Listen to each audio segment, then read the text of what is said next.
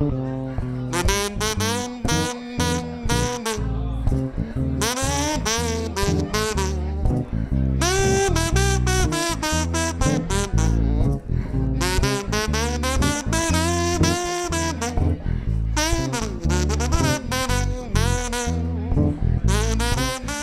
we always do, first up, is have an open mic section.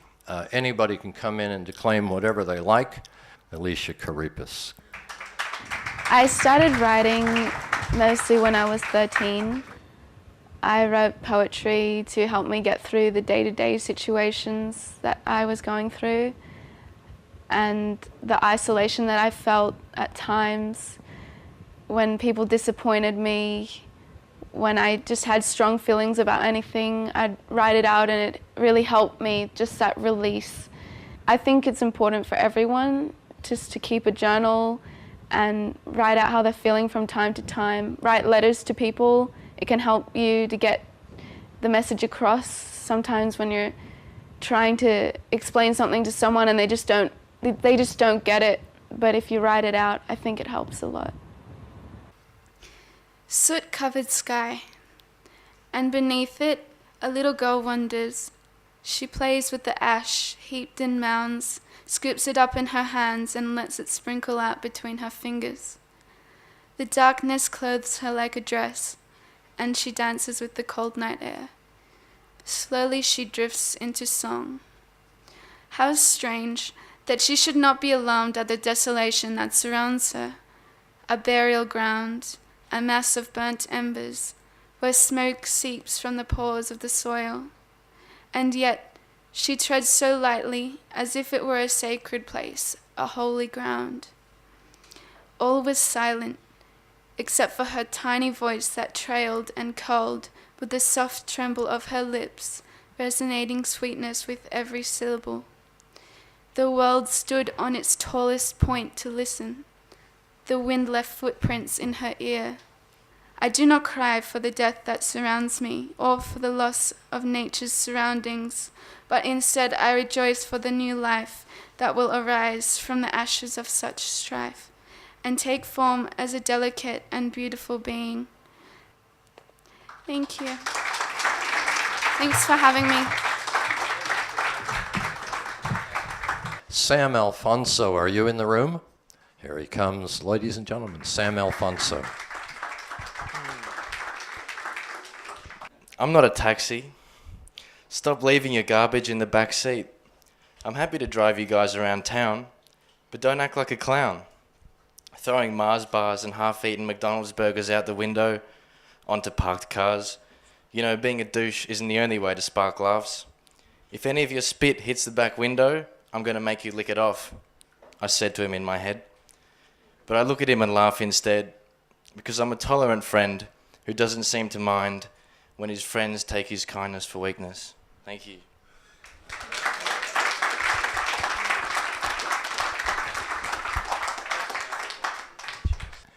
This is a fella that, I tell you every month, but it just astounds me. He comes down from the Blue Mountains in order to do these 5 minutes, and then he disappears and gets on the train and goes home. Here is one of the Blue Mountains' most prolific poets and a popular regular here, Peter Hines. I began to write poetry seriously, and it's really hard. I was on a bus when I was 20 and I realised I'd been thinking like a writer since I was a little kid. I first wrote a story when I was 8. I first wrote an actual, genuine, no-shit poem at the age of 21. Robert Graves was the first. He did some essays called The Common Pursuit. Graves, rightly or wrongly, had extremely strong opinions, which I responded to. There's a thing that is actually poetry that's really hard to describe that has to do with music, and it has to do with the way that you compose it. You compose it with a different part of your mind than you... When you write prose, you plan what you want to say, and then you say it the best way you can. There's a different way to write where it kind of comes to you, is a way of describing it. It starts in the land that time forgot, a river flowing through a swamp, lost in evaporation fog deep in the heart of memory loss. A broken branch, a twig snapped off, sap oozing out like martyr's blood, trunk twisted in a silent scream, roots sunk in dreams, a gallows tree. This is the place where hell begins. This is the entrance to the pit. A gallows landscape in the dusk, a maniac behind a mask, forever working against time in a primitive, mad science lab with a monster of cadaver parts laid out in pieces on a slab and a line of villagers with torches coming up the hill. It's always happening all at once. Thunder above, lightning within, horror behind a doctor's eyes, lost in a fantasy of facts, jumbled together, reconfigured jigsaw pieces in the flicker flesh of darkness, animated by a flash.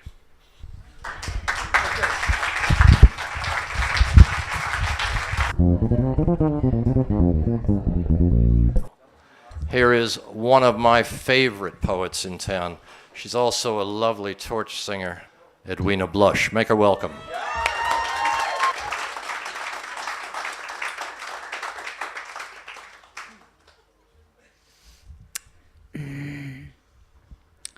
Don't want to be your girlfriend. Don't want to be your wife. Too many obligations cluttering up my life. But I've got a fine solution. If you want me to stay with you, use your imagination. Here's all you have to do. Think of me as your cat. You can get used to that. Frolic in your garden, slightly overfed, feeling warm and purry, hogging all the bed. Obligation free. It would be such fun, chasing after butterflies, sleeping in the sun. You would find me gorgeous, even when I was a pest, tearing up the furniture, scratching all your guests.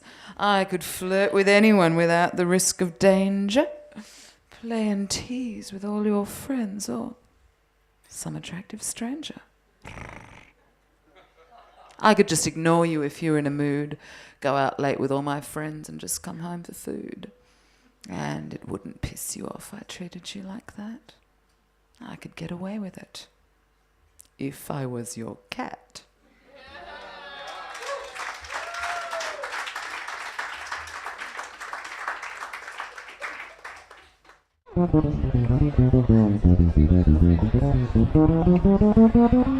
Okay, so this is a poem I wrote 4 years ago in Cape Town, and contrary to popular belief, it's about chewing gum. Just keep that in mind when you're listening to it. Mindless hours of eternal bliss, from sunset to sunrise, with whispers and candlelight. Peel off my crispy garment, reach for me with your fingers, hungry with forbidden desire. Let my sweet aroma take thee to paradise. Fondle my delicate skin with your lips. Let me sample thy breath and melt on your tongue.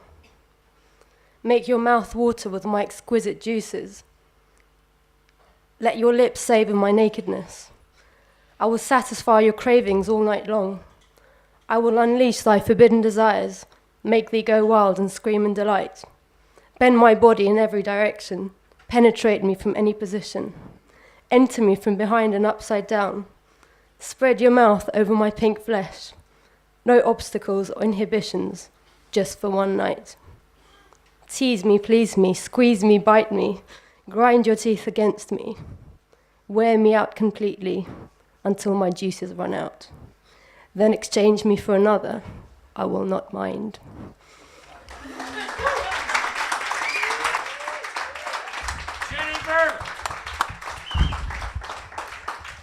I'll have some of what she's having.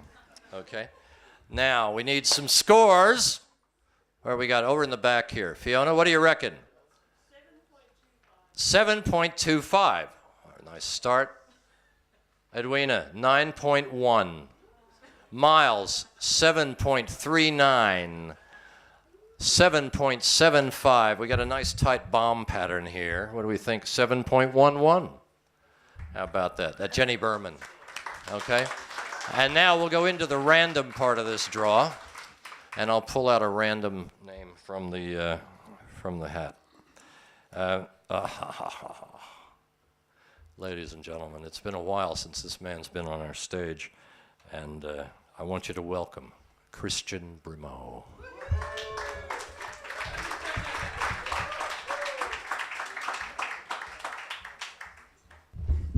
That's me, Christian Brimo.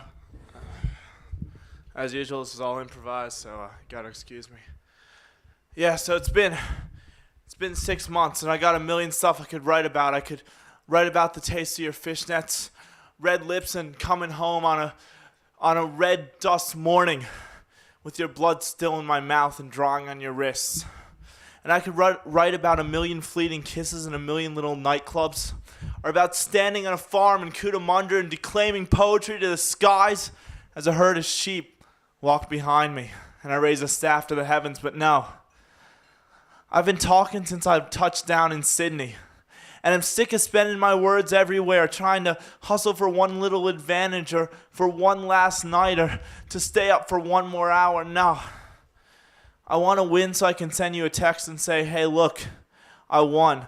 So I've got an excuse to talk to you some more, so maybe you can come over tomorrow and just kind of cuddle up for a while, because I'm sick of spinning out like some broken old beat, sick of beating my feet on the uncaring street, sick of saying, look, I've been running for a while. These feet are tired and my voice is sore. My lips are chapped. My eyes are red, so come on. I've got some wine chilling in the fridge. I got some new records and some place to sit, so come on, just come over, because I'm sick of fishnets on the floor, broken skin on your wrists, blood on my mouth, and a smoky taste on my lip. Just come home. One more night, babe. If not, I'll meet you at the townie at 6. Still got a lot of energy left. Thanks, everybody.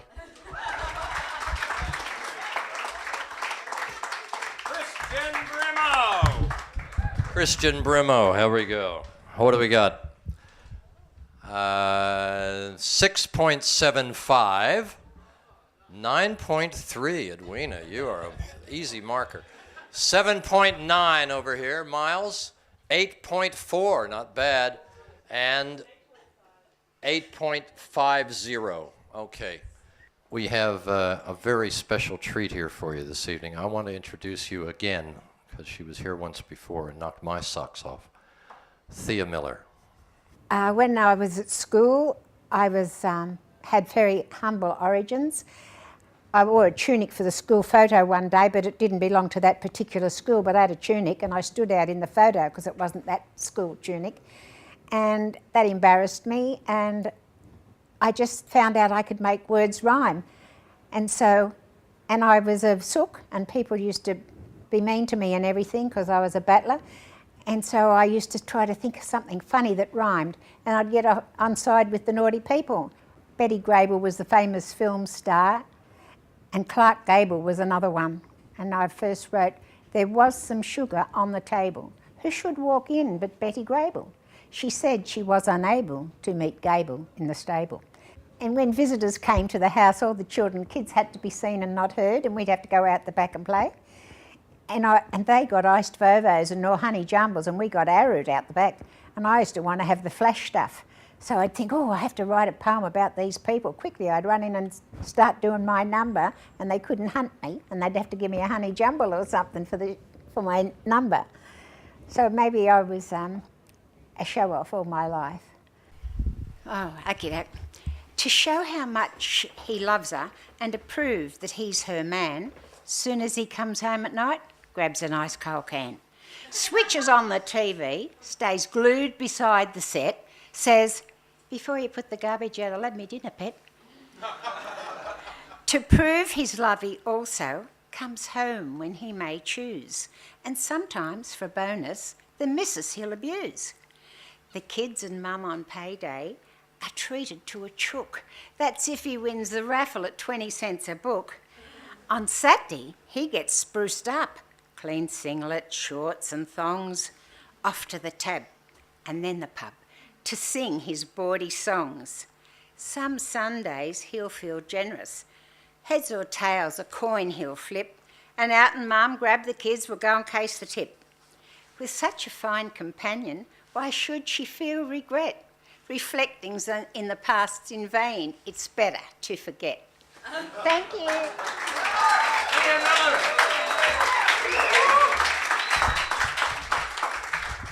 Thea Miller.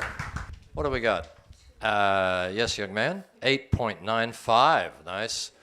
Edwina goes 9.4. We're pushing the top envelope. 7 with no decimal places. Yes, all right. 8.7 and 7.29. 7.25. Thank you. That was Thea Miller. Okay. B-H-U-P-E-N. This is Bhupen Thacker. Please bring up Bhupen. He's been here a few times. Well, my background is kind of unusual, perhaps, or maybe usual, in the sense that I was very heavily, or still am partly, in international finance, which is quite a favorite topic of everyone, but I specialized in all that sort of hedge funds and all that kind of thing. But the urge to write poetry grew stronger and stronger, so what I do now is spend half my day on the finance and the other half on creative work. Because financial markets really represent the rhythms of the world, so to speak, and poetry puts it in words. So really I don't see much of a difference between the two.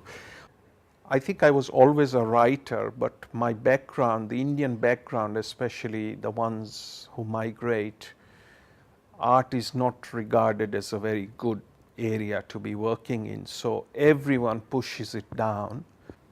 So, I think everyone had been pushing that energy down, but the energy wouldn't stay down. And so suddenly in Spain one night it came through.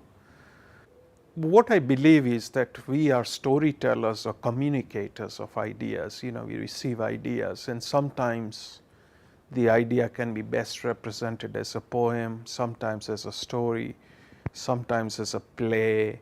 And I think increasingly we live in this multimedia, multidimensional world.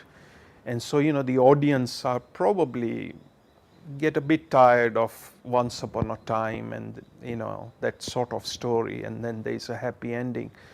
Let me add that I was taught English in a way that you should feel English rather than worry about nouns and pronouns. So my approach has always been how I feel. Easy music playing, roast meat, 2 vegetables, a glass of water. Easy music playing, dinner with the Prime Minister, Kevin Rudd. His mother loved him, his final thoughts on dying. Committee, committees, committee, committees. Baseball game on television, fried chicken, French fries, a can of Pepsi. Baseball game on television. Dinner with the President, Barack Obama. His mother loved him, his final thoughts on dying. We won. Silence, roast meat, 2 vegetables, a glass of whiskey. Silence, dinner with the Prime Minister Winston Churchill. His mother loved him, his final thoughts on dying. I survived my depression. The sound of silence, roast almonds, grapes, olive oil, lemon juice, the sound of silence. Dinner with Mahatma Gandhi. His mother loved him, his final thoughts on dying. Hey Ram, hey Ram, hey Ram. The sound of sunshine, beak stepping, branches moving, some grain, lunch with a white dove. Her mother loves her, her final thoughts on dying. Cuckoo. I asked the dove, is it the red dancing shoes you wear, or is it your warm orange smile to all? Or is it your complete yellow awareness of yourself? Or is it that quiet walk we had in that deep green rainforest when you rescued that tiny other pink injured bird? Or is it your gentle light blue voice, your clever purple mind, your golden sincerity? Or is it that white lotus within you, which only I can see? And is that how you would describe love? Cuckoo, cuckoo, cuckoo.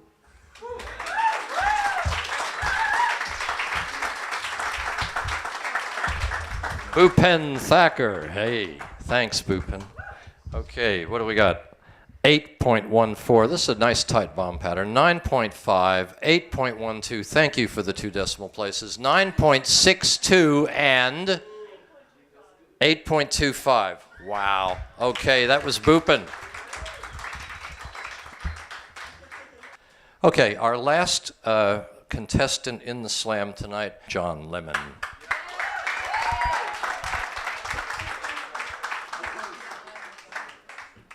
This is a poem based on those weird words in our national anthem, girt by sea, our home or our land is girt by sea. I don't even know the words myself. I was chatting with Gert at her home by the sea over a hot cup of tea. She's a bit of a flirt, sports a short skirt, an Aussie who's young and free. This babe is a beauty, a rich and rare cutie, her fair hair kissed by the sun. So I chatted her up when I finished my cup, and my advance was the Australian one. I said, "Listen here, Gert, I'm dishing the dirt." As I went down on one knee, "I'm in love with you, honey. You can have all my money, please. Will you marry me?" Well, Gert made the right choice, and now we rejoice with her looking after me. No more on the skids. I'm a dad with 2 kids, and my home is with Gert by the sea. Thank you.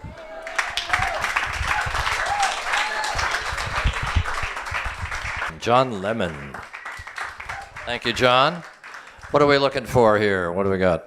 Anybody ready? Oh, we're considering 8.96, 9.2, 7.65, 8.8, and you have to read it out. I can't read it. 7.85. Thank you. Thank you very much. That will complete our contesting of the slam this evening. Could I have the bottle of wine? Thank you very much. The envelope, please. Here we are. The second prize winner this evening is John Lemon. Here you go, John. Poets Corner. Cheers. Thanks very much, John. Our winner tonight, Bhupen.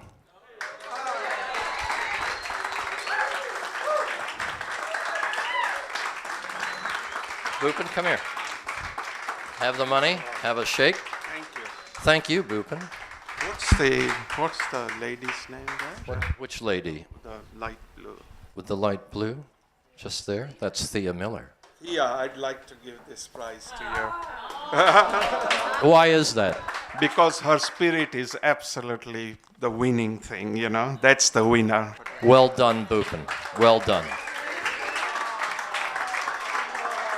This is community, folks. This is the WordinHand community at the Friend in Hand. From all of us here at the Friend in Hand, from Dean and myself, good night.